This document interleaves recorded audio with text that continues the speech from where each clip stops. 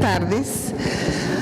Vamos a dar inicio a la segunda sesión que el Instituto Nacional de Estudios Históricos de las Revoluciones de México ha organizado para analizar la Declaración de Principios de José María Morelos, titulada Los Sentimientos de la Nación, que fuera leída por el secretario Rosáins después del discurso inaugural en el Congreso de Chilpancingo, primera asamblea deliberante de la historia de México. Después de, repito, este discurso inaugural, y que es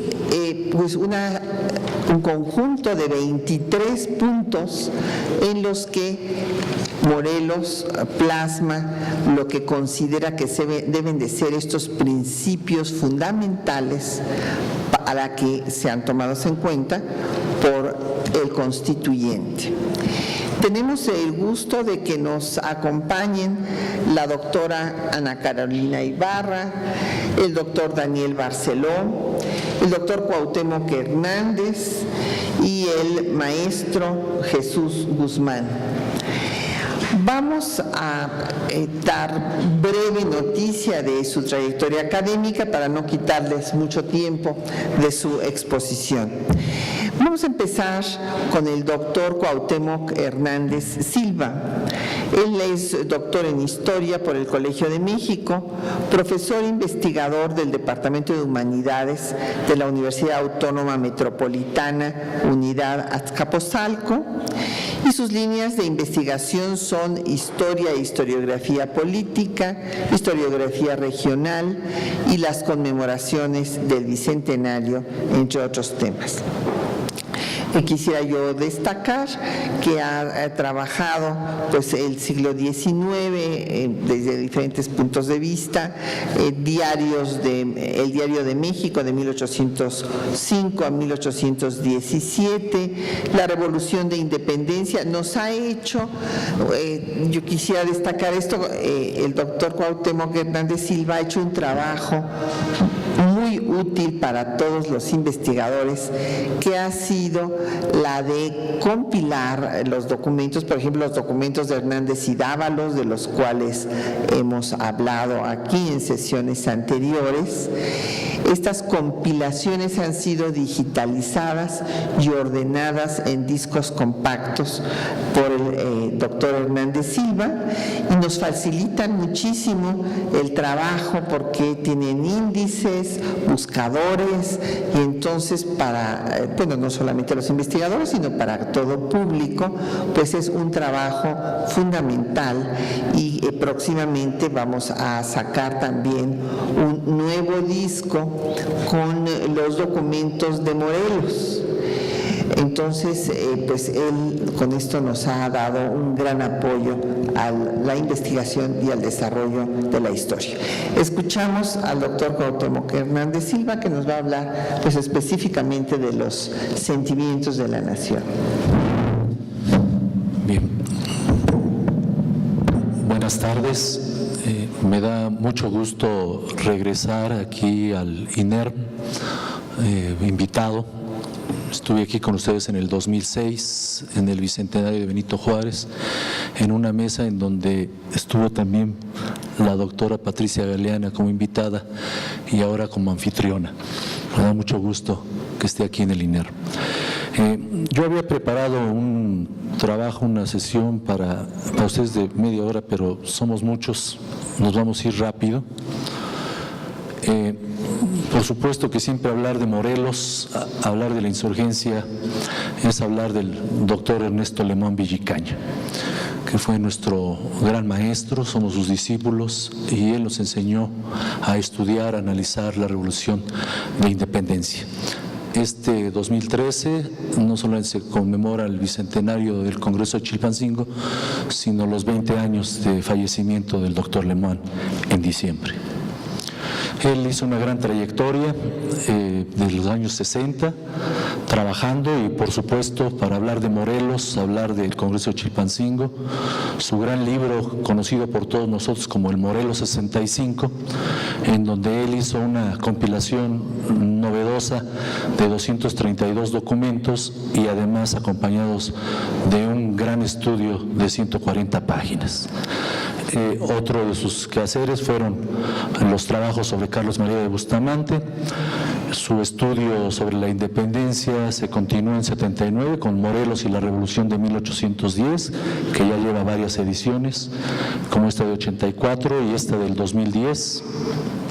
Y por supuesto que a lo que nos lleva el evento de este ciclo de conferencias es el Congreso de Chilpancingo, y ustedes, bueno, conocerán de que varios de esos documentos los habíamos conocido todos nosotros por las copias que se habían hecho en el Archivo General de la Nación por Patricio Humana, y por una feliz circunstancia se encontró el legajo de los documentos más importantes del Congreso de Chilpancingo en el siglo XX y fueron después entregados posteriormente al Archivo General de la Nación, y se le conoce como el manuscrito Cárdenas, que fue paleografiado precisamente por el doctor Lemoine.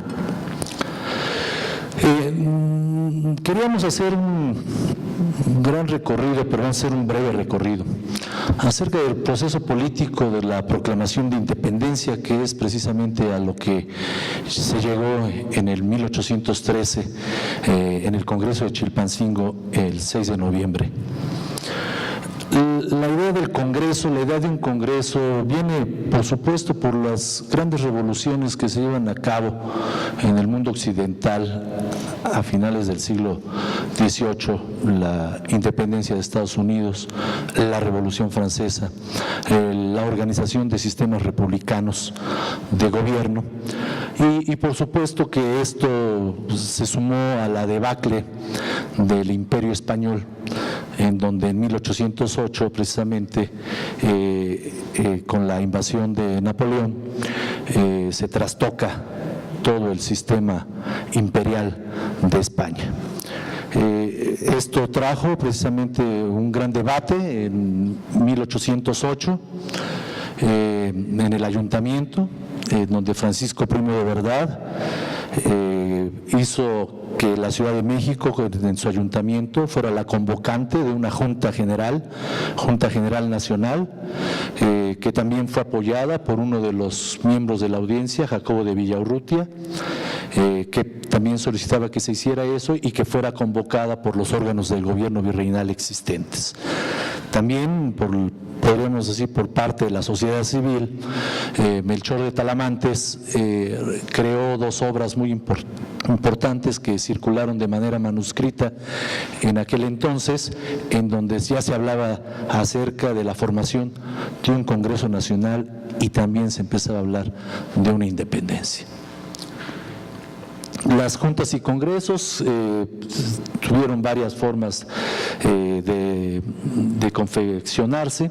Se hablaba de juntas provinciales, de juntas de ciudad, de juntas supremas, juntas nacionales y por fin, como lo veremos desde 1808 y más en 1813, de Congreso Nacional.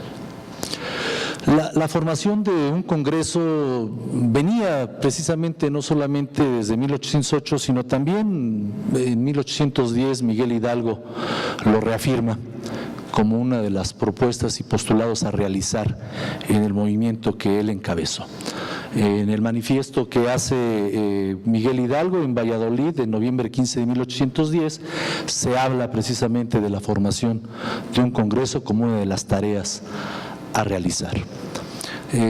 Posterior a la prisión de los primeros jefes insurgentes, Ignacio López Rayón, que es el que va a tomar la batuta del movimiento, también desde agosto 19 de 1811 crea un órgano de gobierno de la Revolución Insurgente con la Suprema Junta Nacional Americana. Y bueno, la formación de la idea de Congreso, pues José María Morelos y Pavón siempre lo dijo en sus cartas, se lo dijo a López Rayón, se lo escribió a López Rayón en sus cartas, diciéndole, cuando él le presentó los elementos de la Constitución, los elementos constitucionales, le decía, bueno, pues es usted está haciendo, es la concreción de lo que platicamos con el señor Hidalgo, dice, en 1810, ¿no? Esta idea de formar un gobierno insurgente. Y en varias de sus proclamas de José María Morelos, desde 1811, podemos ir rastreando la idea de conformación de un Congreso Nacional.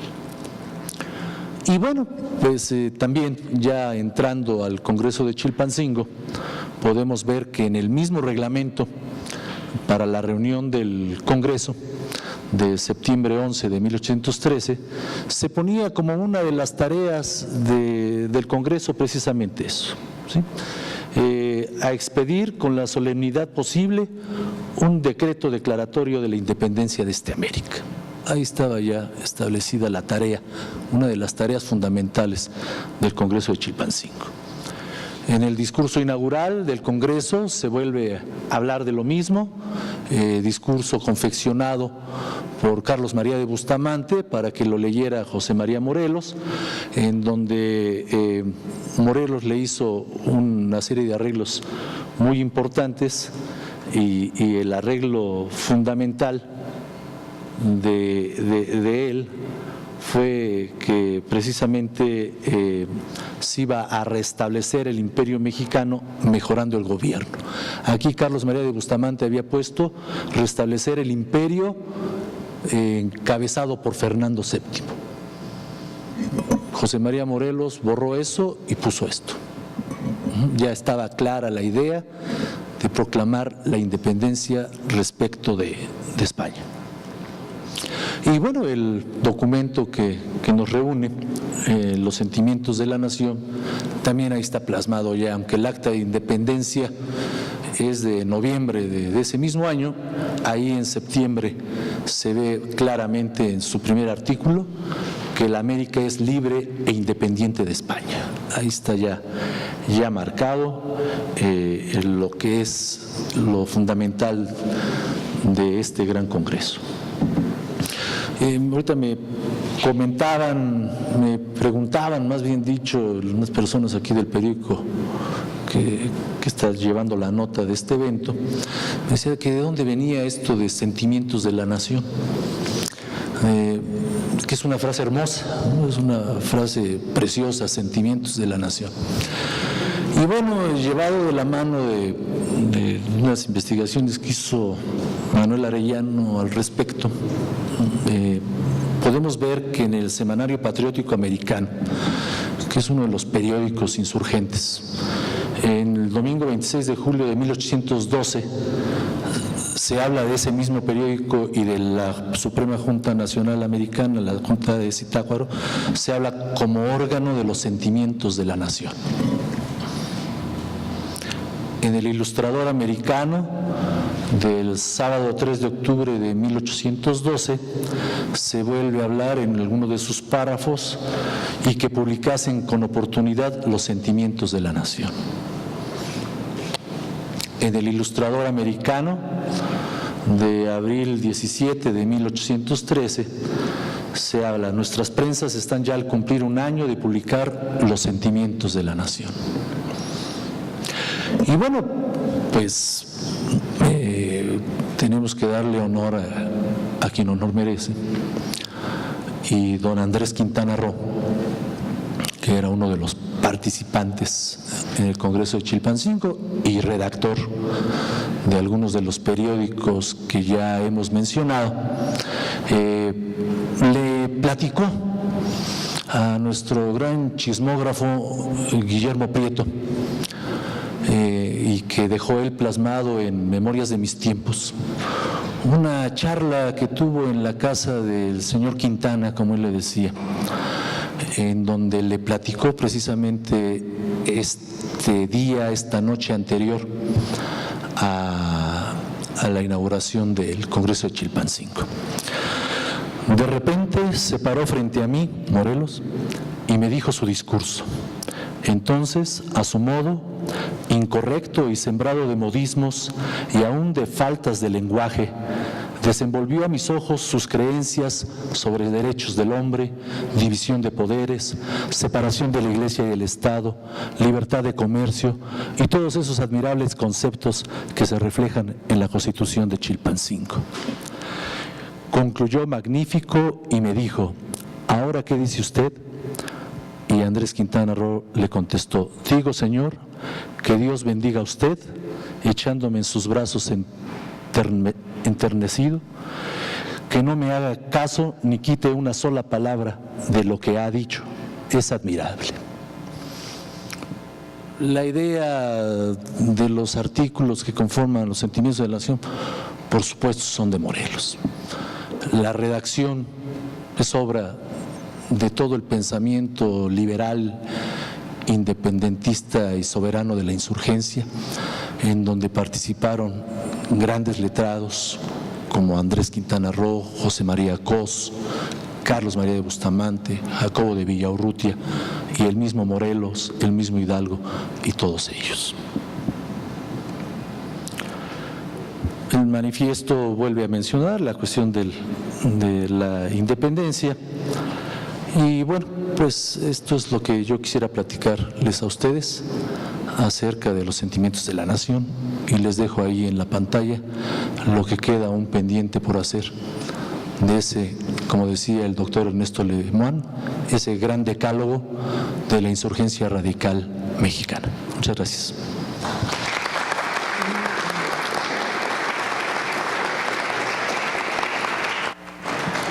Muchas gracias al doctor Cuauhtémoc Hernández. Otra de las modificaciones que hace Morelos es tachar, sustituir francmasonería y poner fanatismo, que es otro cambio muy interesante al discurso que le había hecho Bustamante.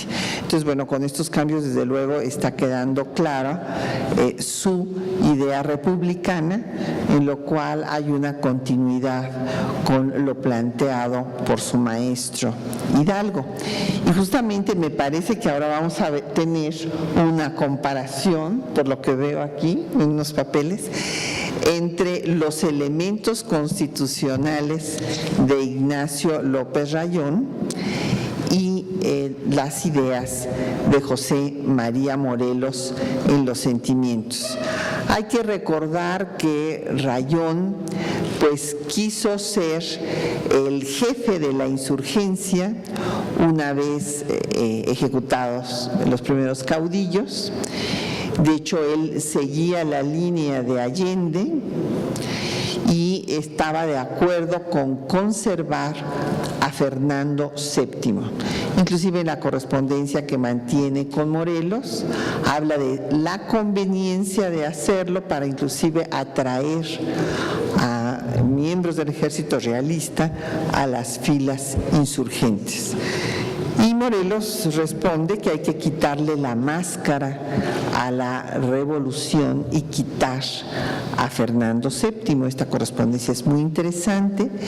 Y bueno, en este proyecto de constitución que Rayón titula Elementos Constitucionales, hay muchas ideas en las cuales hay concordancia, como seguramente nos va a enseñar el doctor Daniel Barcedó, y algunas divergencias. Yo quisiera nada más destacar que el doctor Daniel Barceló es doctor en Derecho, catedrático e investigador del Instituto de Investigaciones Jurídicas de la Universidad Nacional Autónoma de México, miembro del Sistema Nacional de Investigadores, y que justamente su especialidad es constitucionalismo estatal, democracia, derecho comparado, federalismo, teoría del Estado, etcétera. Entonces, sin más, pues escuchamos con gran interés al doctor Barceló. Gracias, muy amable.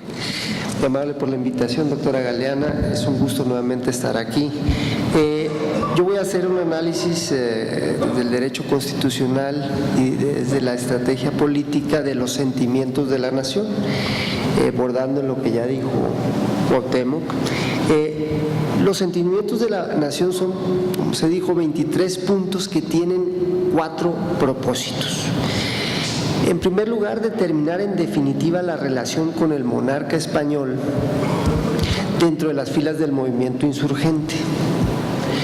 En segundo lugar, hacer explícitas las decisiones políticas fundamentales de la nación para articular el movimiento insurgente en general y en particular para orientar los trabajos del Congreso Constituyente de Chilpancingo, que elaboraría el decreto constitucional para la libertad de la América Mexicana.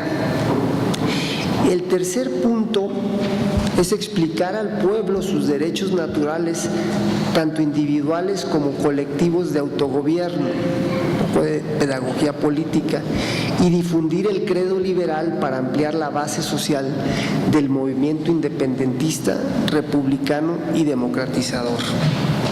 El cuarto punto es formalizar la expresión de independencia con efectos políticos y jurídicos de derecho internacional para el reconocimiento del naciente Estado mexicano por las naciones del mundo, que se presentaba como un camino alternativo y excluyente al de la opción reformista dentro del Imperio Español, que había tenido sus expresiones más importantes en el Acta del Ayuntamiento de la Ciudad de México de 1808, en la Constitución de Cádiz de 1812 y en los elementos constitucionales de López Rayón. Yo solo voy a referirme muy brevemente a 3 de esos 4 puntos. En primer lugar, como dije, uno de los propósitos de los sentimientos de la nación es definir dentro del movimiento insurgente cuál iba a ser la relación con el monarca español, porque había habido, pues, como ya lo dijo Cuauhtémoc Hernández, una visión o una posición en la cual se reconocía derechos de soberanía al monarca español, con un pacto político que se había hecho con la monarquía en el siglo XVI. Y aquí se va a mostrar el contraste más importante entre los elementos constitucionales de Ignacio López Rayón y los sentimientos de la nación de José María Morelos, es precisamente en este punto. Dice López Rayón dice: la América es libre e independiente de toda otra nación, mientras que los sentimientos de la nación dice que la América es libre e independiente de España y de toda otra nación, gobierno o monarquía, y que así se sancione dando al mundo sus razones. Es decir, en los sentimientos de la nación ya claramente está estableciendo la independencia de España, de la Francia que entonces napoleónica, con la que estaba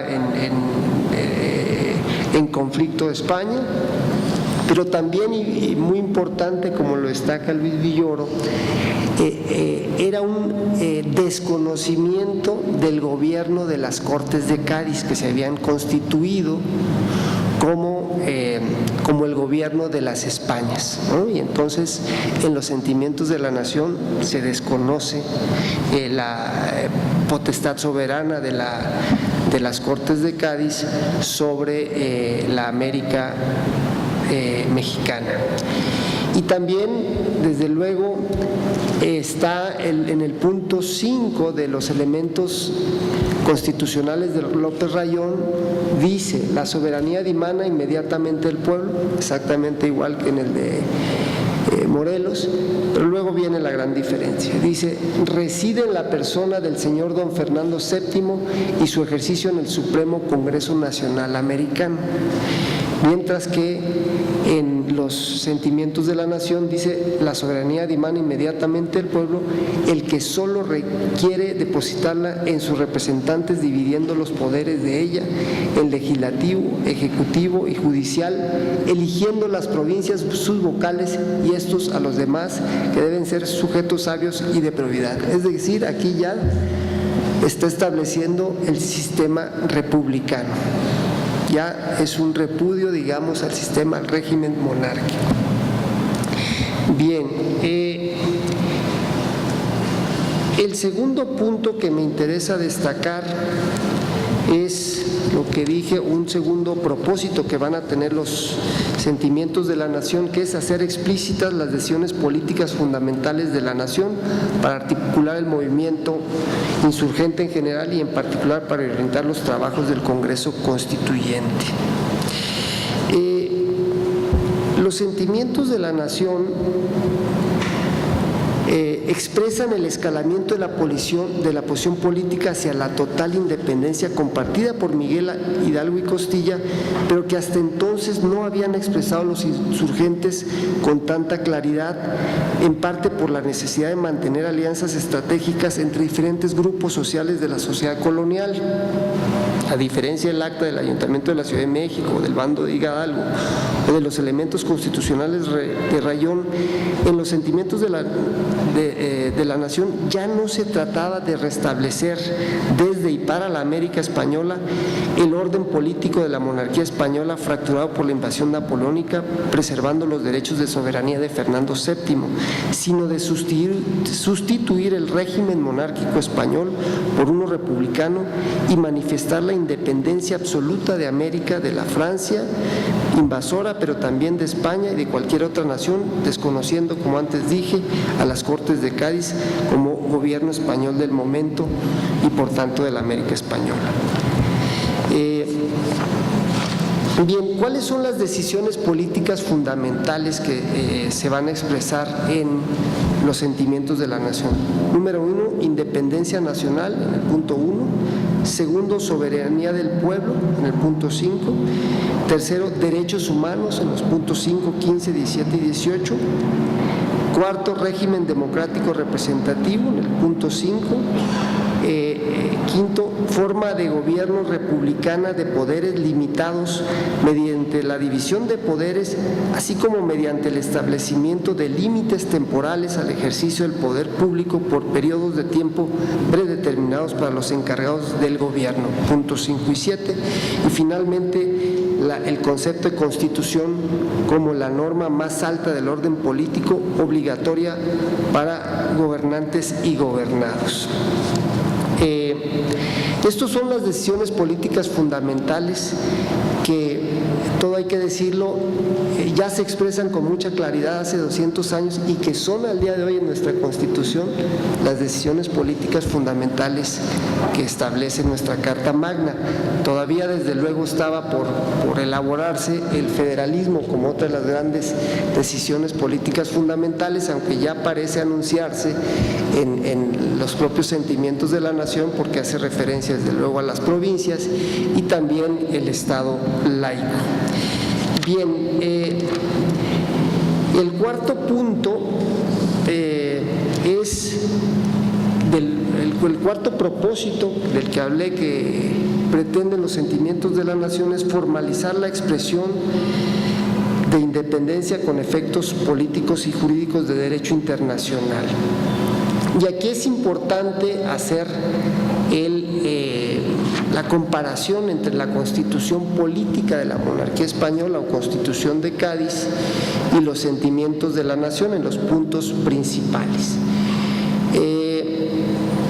Porque la primera, la Constitución de Cádiz, y los que dentro de la Nueva España eran simpatizantes de esta, optaban por una estrategia reformista, por un camino reformista para cambiar la relación con España. En cambio, insisto, en los sentimientos de la nación ya es la ruptura total.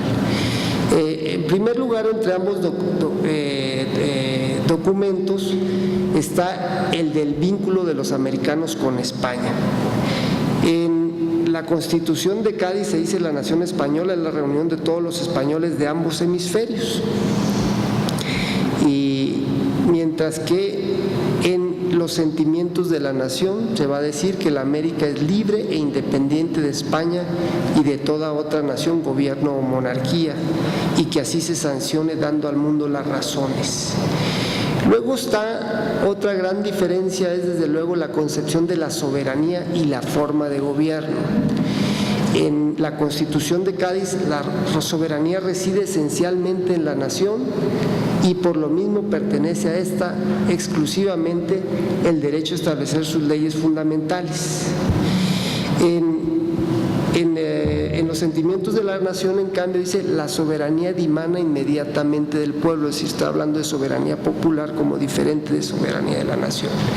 El que solo quiere depositarla en sus representantes, dividiendo los poderes de ella en legislativo, ejecutivo y judicial, eligiendo las provincias, sus vocales y estos a los demás, que deben ser sujetos sabios y de probidad. Y bueno, aquí ya está, los sentimientos de la nación ya está marcando el sistema republicano de división de poderes que nos va a llevar al sistema presidencial, aunque todavía no se definiría hasta mucho tiempo después el sistema presidencial unipersonal.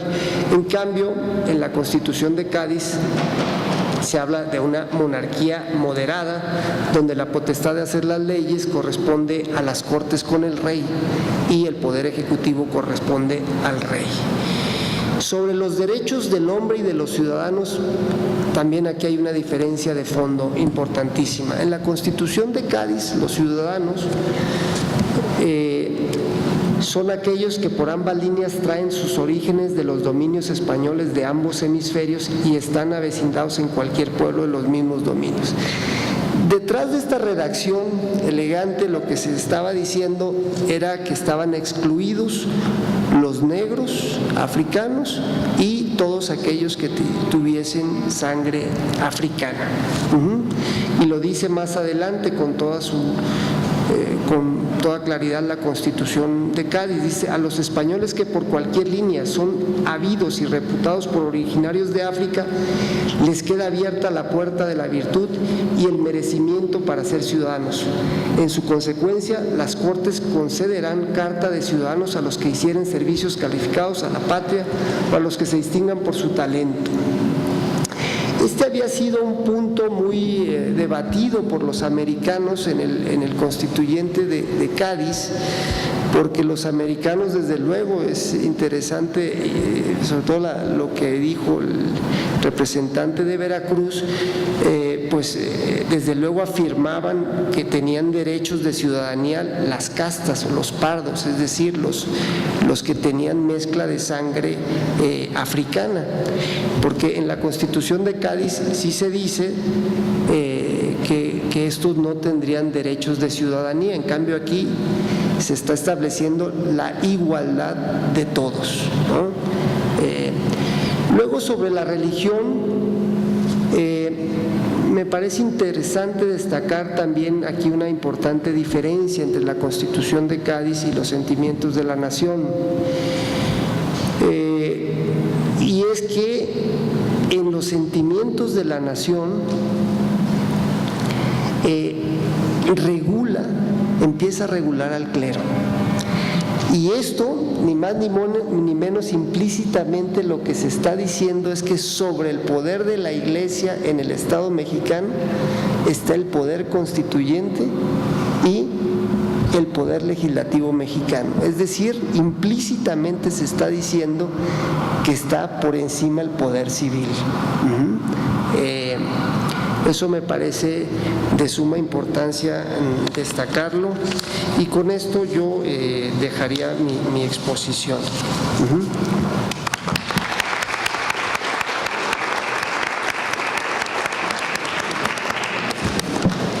Sí, hay que recordar que los elementos constitucionales, hay una serie de principios muy interesantes que inclusive que no va a tener los sentimientos, como el habeas corpus. El habeas corpus, esta figura inglesa que va a incorporar, o son de las cosas positivas de los elementos constitucionales de Rayón, que implica que nadie podía ser privado de la libertad, o sea, tendrían que tener su cuerpo, la libertad, hasta que se les demostrara por una orden judicial que se les iba a juzgar por algún delito. Hay otras cosas que a mí me gustaría comentar, en las que hay pues convergencia entre elementos constitucionales de Rayón y los sentimientos de Morelos, como proscribir la esclavitud y la tortura o solemnizar el 16 de septiembre. Rayón no solamente quiere solemnizar el 16 de septiembre, sino inclusive los días de nacimiento de Hidalgo y de Morelos. Pero hay puntos centrales en los que hay una divergencia total, que son fundamentalmente el tema de Fernando VII, desde luego, y de la mención de la Inquisición, del Tribunal de la Fe, que incorpora en sus 38 artículos Rayón. Y respecto de los sentimientos, creo importante destacar que están las dos soberanías, o sea, está la soberanía nacional, la soberanía popular, y que aun cuando está estableciéndose un estado confesional, de todas maneras se libera de la coacción para el pago de obvenciones parroquiales a los fieles, y además se especifica que el fuero será única y exclusivamente para los temas de su ministerio. Entonces estos son los principios a los que se refería el doctor Daniel Barcelo de regulación de los miembros de la Iglesia. Hay muchísimas palabras de Hidalgo que utiliza Morelos. Por ejemplo, lo de las leyes suaves es textual a lo que había escrito Hidalgo. Él decía que había que tener representantes de todas las villas y lugares para que el Congreso dictara leyes suaves acomodadas a cada una. O sea, aquí nos está insinuando un sistema cuasi federal. Otro tema de convergencia entre Rayón y Morelos es el ejecutivo colegiado. Los dos tienen un ejecutivo colegiado y finalmente ya Morelos solamente va a solemnizar el 16 de septiembre y a proscribir no solamente la esclavitud y la tortura, como también había hecho Hidalgo, sino retomar inclusive la frase de su maestro tal cual sobre los tributos. Evidentemente el punto que siempre seguirá más citado es aquel de la buena ley es superior a todo hombre y debe de ser tal que obligue a constancia y patriotismo y que modere las desigualdades y que no distinga a un mexicano de otro más que el vicio y la virtud, o sea, haciendo alusión a que no se distinga por el color de la piel o por su origen étnico. Bueno, vamos a escuchar ahora la presentación de la doctora Ana Carolina Ibarra, que es la directora del Instituto de Investigaciones Históricas de la Universidad Nacional Autónoma de México.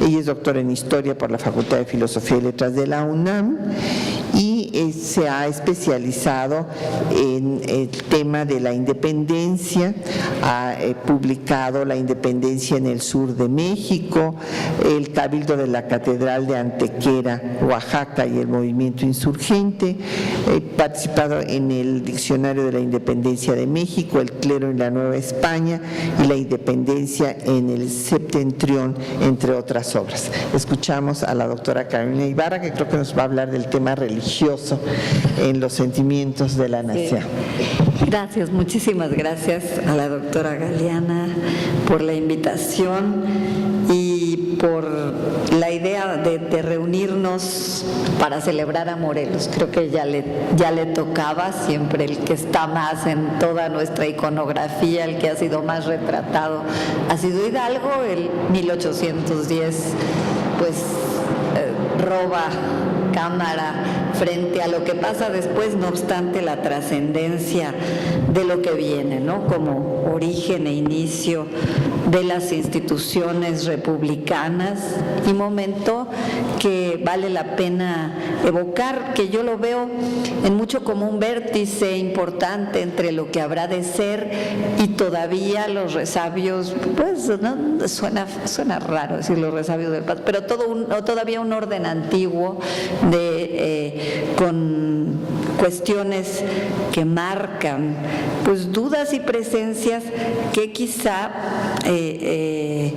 vale la pena subrayar. Hay un libro no tan conocido, pero que sí fue polémico en su momento, abrió, que fue de un autor norteamericano, y nada más lo quiero evocar, no para volver a lo que planteaba, sino porque el título me parece sugerente, hablando de Morelos: sacerdote, soldado y estadista, ¿no? Creo que son los tres grandes rasgos, y en ese sentido, pues, la propia iconografía lo marca, la figura de Morelos, muchas veces también con ropa eclesiástica, que nos hace evocar estos próceres que los vemos así como algo natural, pero que en realidad esto trae mar de fondo y implicaciones en términos de los planteamientos morales, de la propia bagaje, pues, de la educación que tuvieron en los seminarios, particularmente los vallisoletanos, las grandes escuelas, que los dotaron de toda una herramienta muy rica, interesante, y que en momentos como este de los sentimientos son complejos por las muchas cosas que se están moviendo. Aquí ya escuchamos bien cómo nos decía el doctor Cuauhtémoc aquella evocación que hace Quintana Roo de cómo se expresaba Morelos y el lenguaje ya moderno que trae y cómo va a plantear, pues, en estas instituciones. Creo que los sentimientos, además, es lo digno de celebrar cuando queremos celebrar a Morelos, porque ahí lo oímos a él, en otros casos lo oímos mediado por las circunstancias, mediado por los proyectos mismos, o incluso ya en la participación en el decreto constitucional, pues no será tan, su voz no necesariamente es la que más se escucha, porque él también tenía un gran reconocimiento por los juristas que lo acompañaron en la insurgencia y que serían los más adecuados para plasmar ahí una serie de cosas. Entonces son los grandes lineamientos de Morelos, en donde necesariamente está presente efectivamente el sacerdote cumplido como era él, que antes de lanzarse al campo insurgente va y pide permiso a la mitra vallisoletana para dejar encargada su parroquia en aquellas tierras álgidas de tierra caliente, y dejar en orden, pues, sin descuidar lo que era ese encargo que él consideraba fundamental. Aquí la historiografía nos ha hecho, pues, una historiografía revisionista que comienza en parte con Carlos Errejón, después la retoma basándose en el mismo Errejón y amplía William Taylor, y luego el mismo Errejón vuelve a renivelar, pues un autor no siempre dice lo mismo todo el tiempo, al menos yo creo que sería erróneo, pero bueno, de eso podíamos discutir largamente, pero me gusta el ejemplo de Carlos Errejón, que es una autoridad en el tema y que ha tenido la oportunidad, bueno, de ir acotando, matizando algunas cosas y volviendo a lo anterior. Entonces, más adelante haré alusión justamente a por dónde va. Lo que quiero decir es que en esta línea estos autores, y casi sí abriendo por timos, han marcado el componente de hombre de iglesia, de pensamiento religioso que tiene la presencia de Morelos. La misma idea de siervo de la nación, pues justo integra esas dos grandes cauces: por un lado la nación, con todo esto que implicaba como proyecto, como mirada al futuro, y ya la nación, por cierto, por supuesto, la mexicana, porque otras veces en la época habrá quien hable de la nación, pero a lo mejor están pensando en la nación española toda, esa que llevó a cabo el doctor Barceló con la Constitución gaditana y tal. Entonces, al ver, hay que ver en qué contexto se produce, pero claramente, sin duda, este siervo de la nación está pensando en la nación a futuro mexicana, la América septentrional, como se la concebía en aquel momento, y está pensando en otro elemento fundamental, que es el siervo, que es la idea que viene de San Pablo, y aquel que sea el que sea el jefe, que sea el mejor, será el que esté dispuesto a servir al resto. Esta vocación, pues, de servicio, claramente derivada de la formación religiosa de San Pablo, y por lo tanto también pues con contenidos morales notables, de los cuales se compenetró Morelos durante su etapa de estudio. Esto pues lo vamos a ver necesariamente también en este documento fundamental que hoy estamos celebrando, que son los sentimientos de la nación, y que, como ya se ha dicho acá, tienen pues también notables rasgos que nos hablan ya, por un lado, de la voluntad de instituciones modernas, para decirlo en términos muy generales, modernas en términos de división de poderes, en términos sin duda de soberanía, de términos, en términos de cuestiones igualitarias, derechos humanos, que, como lo subrayaba la maestra Patricia Galeana, son realmente muy tempraneros si estamos pensando en sociedades que están tardando en todos los lugares del orden abolir la tortura, y en este tipo de discusiones en esos años, y por lo menos institucionalizar otro tipo de procedimiento en términos de justicia penal. Pero bueno, entre los aspectos importantes, solo voy a detenerme en dos grandes aspectos. Por un lado, lo relativo a religión e iglesia, que se sintetizarían en intolerancia religiosa, el sustento de los ministros, la supresión de la Inquisición y el culto guadalupano, que estarían contenidos en el 2, el 3, el 4 y el 19, aspectos importantes que nos hablan de la carga pues religiosa de Morelos. Lo subrayo y insistiré también en el asunto de que, por otro lado, estamos hablando de una sociedad católica, ¿no? Y tardará mucho tiempo en que se logre modificar esta situación para dar paso a una postura laica y a una orientación laica. Por lo pronto, lo natural en toda la América española y lusitana también serán pues sociedades católicas, que difícilmente, me parece que de los líderes insurgentes del periodo, solo en Uruguay José Gervasio Artigas fue el único que realmente marcó una línea completamente secular, y eso no es raro, porque son espacios donde la institución religiosa tiene una gran precariedad. No hay ni siquiera obispados, por ejemplo, en lo que era la banda oriental del Uruguay. Entonces, lógicamente, transitan con mucho más facilidad a un orden alejado de la religiosidad y, desde luego, de las prerrogativas y pues también privilegios religiosos y demás. El resto, pues, al contrario, mantienen como un elemento de unidad defendido, sin duda, por muchos de los caudillos, que será la unidad religiosa, y en este caso la intolerancia de ninguna otra religión. Entonces, esta será una de los primeros puntos que establecerán los sentimientos de la nación. ¿Qué podemos decir efectivamente del tema del sustento de los ministros, de la supresión de la Inquisición, del culto guadalupano?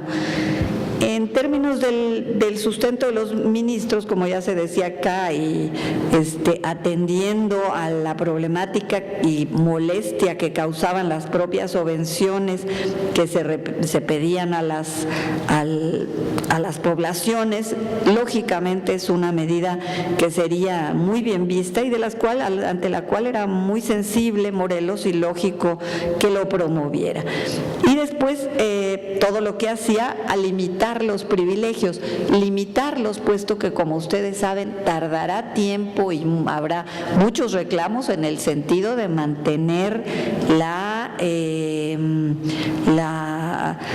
los privilegios del clero, ¿no? Esto en 21, a la hora en que se consuma la independencia, como sabemos, es un elemento de unidad porque todos, no solo el alto clero, sino también el bajo clero, verá eso. Hay innumerables testimonios en la guerra de insurgencia que al momento en que se suprimen los privilegios, viene la embestida en 1812, cuando Venegas determina eliminar el fuero religioso para precisamente matar a los insurgentes, pues el clamor de los partidarios de la insurgencia en el campo y demás será decir: no queremos ver a nuestros curas tratados como criminales. Era un sentir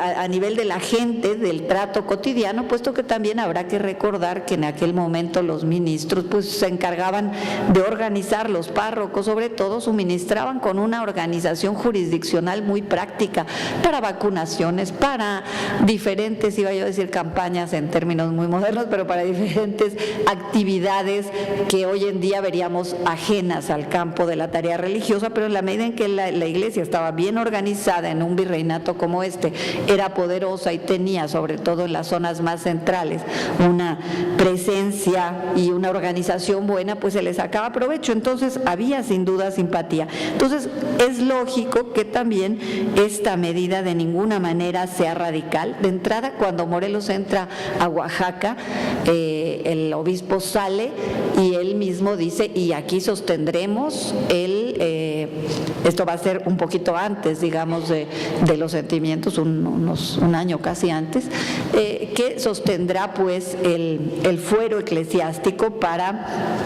Pues de entrada era una medida popular, era una medida que tenía éxito y que con gusto pues el clero le abriría las puertas de Oaxaca con una consigna de esta naturaleza, pero no lo digo que lo hiciera nada más por una medida de conveniencia, sino efectivamente porque respondía a las cuestiones de su tiempo y porque por otro lado ya los realistas habían hecho el empleo justamente de eliminar el fuero para golpear brutalmente a todo el predominio y al liderazgo de muchos eclesiásticos, como lo era el propio Morelos. Entonces digamos que él tendrá un gran cuidado con eso. No me detengo mucho más porque tampoco quiero abusar de la palabra, pero señalar un par de cosas más. Otro de los últimos sentimientos nos hablarán de la celebración, de la conmemoración de la Guadalupana. Como ustedes saben, la historiografía y la memoria nacional nos legan siempre la imagen de la Guadalupana, no solo por el gesto y la iniciativa de Hidalgo cobijada bajo la Guadalupana, sino porque realmente reiteradamente los jefes de la insurgencia, Morelos mismo, como él dijo en alguna ocasión, todas sus batallas se las dedicó a la patrona guadalupana. Entonces esto será un elemento importante de unidad y que lo retomarán los insurgentes de manera muy rica, que permite identificar y asociar directamente con esta protección. Era un buen signo, un buen augurio inclusive, tener a la Virgen de Guadalupe. Una aclaración que vale la pena señalar es que paradójicamente, pero pues la historia está llena de paradojas, el culto a la guadalupana un siglo antes había sido promovido por las autoridades realistas. La habían entronizado, se había creado la Colegiata de Guadalupe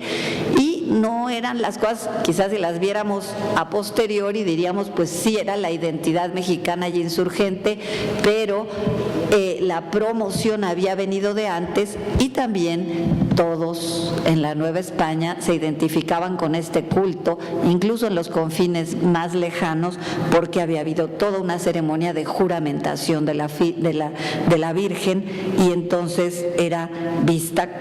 Claro, ya en la contienda está todo el tema de si sería la de los Remedios o la guadalupana, pero lo que sí es cierto es que con estas medidas el movimiento insurgente definitivamente la trae de su lado, la reivindica y es, como lo vemos hasta el día de hoy, un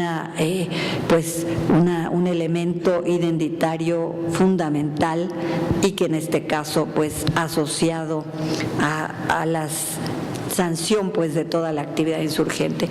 No quisiera dejar de mencionar nada más de paso la importancia de los sentimientos de la nación en la víspera del Congreso y de la Declaración de Independencia un par de meses después, que también, bueno, es el momento de ratificación de la soberanía de manera contundente. Antes de esto ya se ha dicho aquí en la mesa, hubo una serie de titubeos acerca de la presencia o no de Fernando VII y efectivamente aquí tenemos el punto de partida de la independencia nacional, pero en condiciones, y esto hay que decirlo, de defensivas por parte del movimiento insurgente, que está en una zona un poco periférica, digamos, y viviendo grandes dificultades como para poder hacer efectiva la independencia. No deja de ser una gran ironía que esa independencia venga en el año de 21 cobijada al menos al primer momento o con la aspiración de que Fernando VII venga aquí a gobernar, ¿no? Incluso se le invita en algún momento entre el arranque del movimiento trigarante y el final después, y sabemos bien que las razones y los argumentos. Con esto lo que quiero decir pues es que el proceso de independencia es un largo, complejo proceso de reveses y de idas y vueltas, digamos, y aquí se planta pues la primera semilla, eso sí, de algo que daba lugar a ambigüedades, a decir, bueno, es que independencia sí, pero con el rey, independencia sí, pero no absoluta, no completa, independencia de los malos españoles, pero no de la unidad. Entonces había una serie de juegos que sobre todo en el periodo 1808-1813 van a estarse jugando.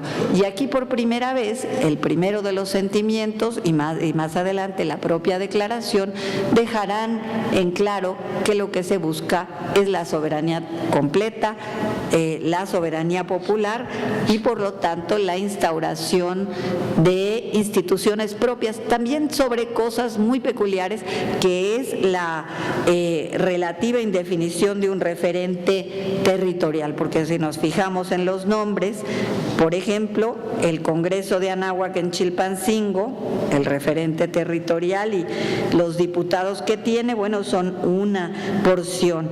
Más adelante nos encontraremos también que el documento constitucional, el decreto constitucional para la libertad de la América mexicana. Se hablará también mucho de la América septentrional. Pero con esto quiero señalar simplemente que el referente territorial no está claro, porque no saben, no es fácil, no fue fácil trasladar los virreinatos tal cual a la vida independiente, ni aquí ni en el resto de América. Entonces, esa territorial estaba por ser conquistada y variará de acuerdo con los distintos momentos del proceso de construcción de esta nación que inicia sin duda alguna con los documentos de Chilpancingo, pero que será tortuoso, complejo y rico al mismo tiempo. Gracias.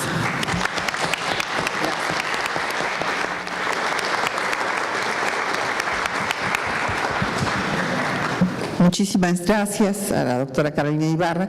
Creo que uno de los temas que más vincula el surgimiento de México con Cádiz, en realidad yo diría el fundamental, es justamente la de las divisiones territoriales y cómo se convoca a los diputados para ir a las Cortes, porque por lo demás el doctor Héctor Fix Zamudio ha demostrado en el último estudio que se ha hecho sobre la Constitución de 14 las influencias que tiene de las constituciones francesas y ninguna de las constituciones de Cádiz, como algunos autores habían afirmado. Esto viendo artículo por artículo y bueno, pues por el constitucionalista más reconocido que tenemos nacional e internacionalmente. Vamos a escuchar ahora al maestro Jesús Guzmán. Él es egresado de la Facultad de Filosofía y Letras de la UNAM.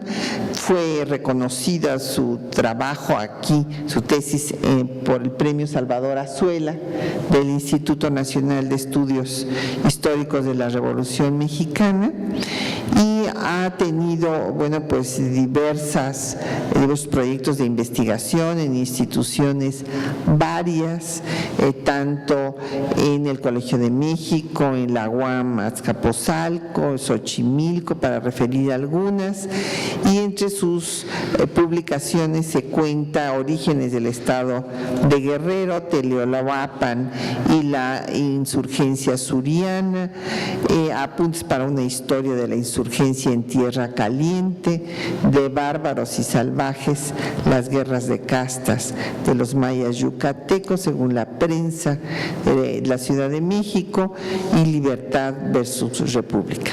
Escuchamos al maestro Guzmán, que nos va a hablar fundamentalmente de la continuidad que tienen las ideas de Morelos en Vicente Guerrero. Muchas gracias, buenas tardes. Una aclaración primero, por eso de las benditas dudas, como dicen. No soy maestro, soy licenciado. Ya tengo la pasantía desde hace años. A lo mejor en algún momento llega la titulación, ya veremos con el tiempo. Todavía no ha sido necesario, pero bueno, valga la aclaración. Estamos en los sentimientos de la nación. A mí me gusta, he estado trabajando sobre el general Vicente Guerrero, y sobre él voy a enfocar esta temática de manera muy breve también, hablando de cuál es la influencia de Morelos en Vicente Guerrero. ¿Cuál es la influencia en específico de los sentimientos de la nación en Vicente Guerrero? Es indudable que son varias, pero yo marcaría tres puntos en específico que Vicente Guerrero, a lo largo de su lucha independentista, se va a encargar de mantener siempre presentes. Uno, que la América es libre e independiente de España. Dos, el respeto a la división de poderes, y sobre todo, como punto fundamental, ese especial cuidado con los diputados, con el Congreso, en el entendido de que son los padres de la patria, los que van a definir el rumbo de la nueva nación. Y el punto 3 sería el hecho de que la soberanía dimana del pueblo. Habrá quien diga o habrá quien piense que son puntos gratis o son ganas de exaltar a quien no lo merece, porque generalmente nos han enseñado a un Vicente Guerrero muy escueto, a un Vicente Guerrero de mi patria es primero y se acabó, de un Vicente Guerrero siempre subordinado en un plan menor a Morelos, y no lo es tal. Hay documentos que nos permiten señalar incluso que Vicente Guerrero no inició la gesta independentista al lado de Morelos, sino que fue con Hidalgo mismo, y que fue uno de los que Hidalgo mandó para la zona norte del actual Guerrero, junto con Francisco Hernández, un indio lobo, y con Manuel Vega, un español, para que controlaran toda esa parte de la Tierra Caliente actualmente guerrerense, la zona de Teloloapan y la zona de Tasco. Para noviembre de 1810, Vicente Guerrero ya aparecía como el principal jefe de Tetela del Río. Eso nos da un replanteamiento diferente. Si a eso le sumamos su presencia a partir de diciembre o enero diciembre del 10, enero del 11, con Morelos, entendemos muy bien que salió un alumno excepcional en lo político y en lo militar. ¿Cómo se demuestra o cómo se comprueba esta presencia de los sentimientos de la nación, del Congreso de Chilpancingo, de la Constitución de Apatzingán en Vicente Guerrero? Voy a referirme en específico a ese proceso que se marca entre 1815 y 1821. En abril de 1815, Vicente Guerrero lanza una proclama desde su cuartel de Alcozauca, en el que entiende muy bien cuál es el sentir, cuál es el ideal enarbolado por Morelos, y se atreve, este llamado rústico, se atreve a elaborar conceptos de ciudadanía, conceptos de representación del pueblo y conceptos en torno a las asambleas que deben ser contrarias a la tiranía europea, dice él, a la tiranía europea. Lo leo. Tengo la gloria de haber prestado el juramento a la sabia constitución del verdadero supremo gobierno americano. Y esto mismo me pone en la obligación de poner en las tablas del Teatro Universal de mi patria este papel que solo se reduce a que los pueblos que tengo el honor de mandar sepan que en mi persona no tienen jefe, ni superior, ni autoridad ninguna, sino solo un hermano, un siervo y un compañero,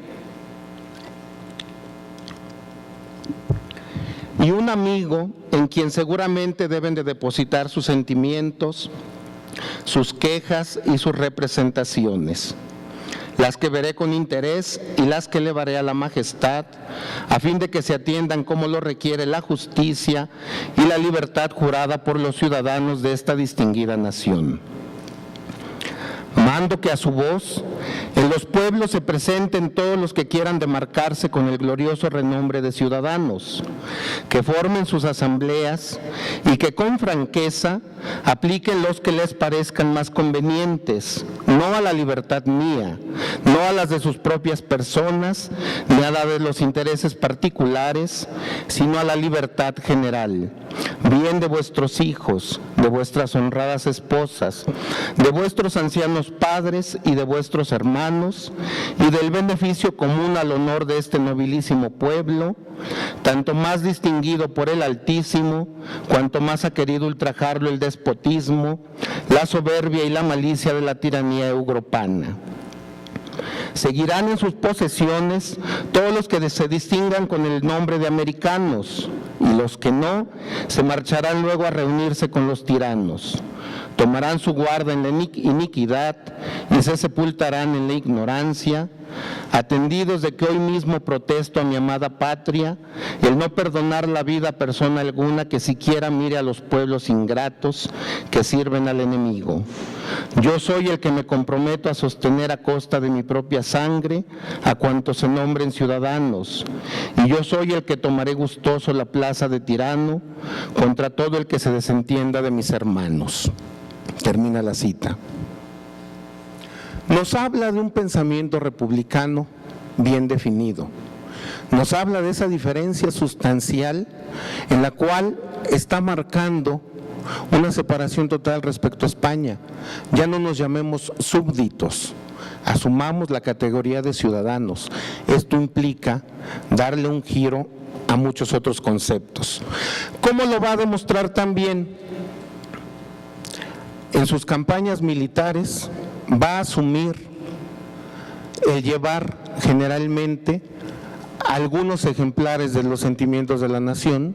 Hay una carta muy padre, muy significativa de un sacerdote, Mariano Salgado, en la que le escribe a Morelos y que le dice: oiga, ya sé que dijo un discurso muy elocuente en el Congreso de Chilpancingo, ¿me podría mandar una copia, por favor? Parece que se la mandó. Eso nos da pie a pensar también que se dirigió a varios de los jefes y a varios de los asambleístas en términos generales, y llevaba también ejemplares de la Constitución de Apatzingán, que a lo largo de su periplo militar se dio a repartir en diversos lugares.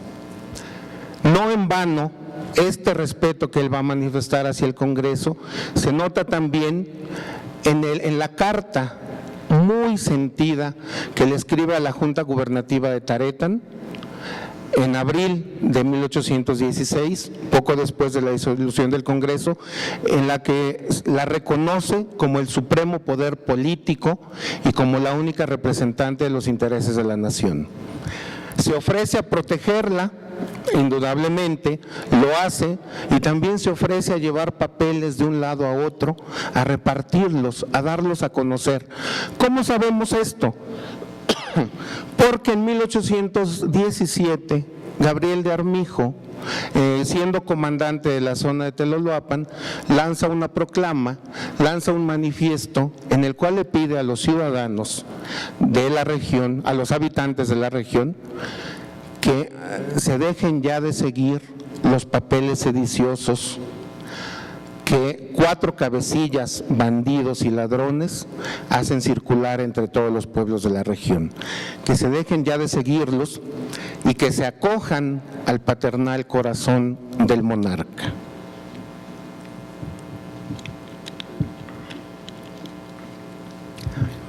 ¿Cómo lo sabemos también? Porque hay cartas que se le dirigen a Vicente Guerrero de diversos subalternos, entre ellos Pedro Asensio de Alquiciras, en el que le pide Pedro Asensio que le mande los documentos que justifican la causa americana para hacerlos leer en algunos momentos significativos a los habitantes de los pueblos levantados en armas. Lucha, digamos, Vicente Guerrero lucha en esta región, sobre todo en la región del sur, da a conocer todos estos planteamientos. Obviamente el virrey se queja con Armijo, le dice que ya no le mienta, que sabe que no puede tener en paz a la región, que no puede controlarla, porque funciona gente malvada, Vicente Guerrero el más malvado de ellos, que no deja de repetir esos afanes que tuvieron en 1810 Hidalgo y esos afanes que tuvieron en 1812 y 1813 Morelos y otros líderes perversos, como le llama. Lo notamos también en un discurso de un cura párroco, Pedro de Ocampo, que da en 1818 en Teloloapan. Ese discurso está en un ejemplar que se preserva en la Biblioteca Quino de la Universidad Iberoamericana, en la que tras una derrota que le confieren a los insurgentes, este párroco lanza un sermón en el que habla que por fin se recobrará la tan ansiada paz, por fin volverán a brillar las luces del rey y se acabarán todos los papeles sediciosos y todas esas proclamas que andan circulando sin ton ni son por diversos rumbos. Y finalmente, en esta perspectiva muy breve, se notan también en el Vicente Guerrero del 1820. ¿Por qué? Porque en 1820, con una perspectiva política muy aguda, Vicente Guerrero le escribe a Carlos Moya, capitán realista que está en Chilpancingo, y le pide que se pase del lado de los americanos, que él acepta ser su subordinado, que se pase del lado de los americanos, que abrace esta causa, que luche por la nueva nación y que no tome en cuenta, o que lo haga incluso a pesar de que a él le digan a Guerrero que es un Robespierre, que es una persona intransigente, que es una persona dada a la violencia, que es una persona dada también al hecho de correr la sangre. Y Guerrero le dice: no me importa que me digan que soy un Robespierre, tengo una idea muy clara de lo que debe ser la nación, y esta nación tiene que ser de los americanos. En ese mismo tenor le escribió a Armijo, invitándolo a que se pasara al lado de la guerra de independencia, al lado de la justa causa. Armijo tampoco le hace mayor caso y viene esta conjunción de intereses que se da con Agustín de Iturbide. Agustín de Iturbide lo mandan a la zona del sur con el punto específico de que o acabe con los insurgentes en un periodo relativamente breve o establezca una negociación de paz. No pudo hacerlo por la vía militar, obviamente, fue derrotado en diversos enfrentamientos y se dio a la tarea de conjugar una comunicación con Vicente Guerrero, de la que actualmente conocemos o tenemos conocimiento de la existencia de por lo menos 8 cartas entre ellos. No fue nada más una negociación rápida, no. Desde noviembre de 1820 hasta marzo de 1821 hay un intercambio epistolar frecuentísimo entre ambos, siempre en el mismo tenor. La primera carta de Iturbide a Guerrero es: acepte usted el indulto, dese de paz, dese en paz. Guerrero le contesta que no, que él va a seguir enarbolando los ideales de lucha plasmados por Hidalgo desde 1810 y que los seguirán resolviendo en el campo de batalla. Vienen nuevas cartas y a principios de 1821 se dan estos nuevos señalamientos de Vicente Guerrero, que tienen mucho que ver con esa postura plasmada en los sentimientos de la nación y plasmada en la Constitución de Apatzingán. ¿Por qué? Porque en una de estas cartas le dice Agustín de Iturbide a Guerrero: acepte usted el indulto, ya tenemos una representación. Ustedes recordarán, se establece la monarquía constitucional en España, se abre la representación a Cortes y le dice Iturbide: estése usted tranquilo, véngase al lado de nosotros, que los diputados se encargarán de resolver las cuestiones concernientes a la América. Y Vicente Guerrero le contesta que se deje de cuentos, que si cuando España se vio en problemas y en dificultades no les hizo caso a los americanos, no aceptó la ayuda de los americanos y lo siguió tildando con el infamante mote de colonos, ¿qué se va a esperar ahora en esos momentos en que la España ya era libre? Los diputados que representaban a la América, a la Nueva España, no iban a conseguir una dádiva, no tenían por qué ir a pedir lo que le correspondía a los americanos de derecho. Por derecho y digamos por paciencia también en esas cuestiones de la guerra. Y dice de manera significativa: dejémonos de estos afanes simplistas y encabecemos un verdadero movimiento libertador, que sea odio eterno a aquella gente dura, odio y muerte a aquella gente dura, y que establezcamos los cimientos de una nueva nación que tiene que ir acorde con esa necesidad fundamental plasmada desde los sentimientos de la nación, la conformación de ciudadanos, la conformación de una representación popular mediante las asambleas. Muchas gracias.